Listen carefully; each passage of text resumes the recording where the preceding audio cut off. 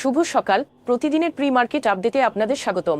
সূচক 85 পয়েন্ট হারিয়ে 5779 পয়েন্ট হয়েছে। এ সময় বাজারের লেনদেন আগের দিনের তুলনায় 17.19% কমে 368 কোটি টাকা হয়েছে।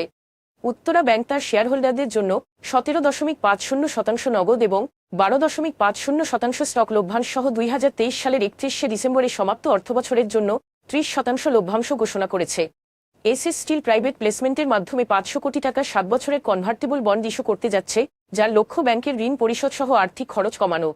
Dhaka stock exchange DAC based হোল্ডিংসকে ভ্রমণ ও অবকাশ হাত থেকে সরিয়ে ডিএসি ব্রড ইন্ডেক্সে অন্তর্ভুক্ত করেছে এবং বিনিয়োগকারীদের ব্যবসার সাথে সম্পর্কিত সকল মানদণ্ড পূরণ করার কারণে এটি কার্যকর করা হয়েছে।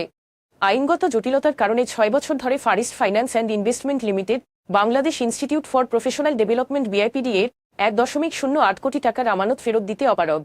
এখন এ পর্যন্তই। বিকেলে আবারও আসছি ডেইলি মার্কেট আপডেট নিয়ে। সে পর্যন্ত আমাদের সঙ্গেই থাকুন। ধন্যবাদ।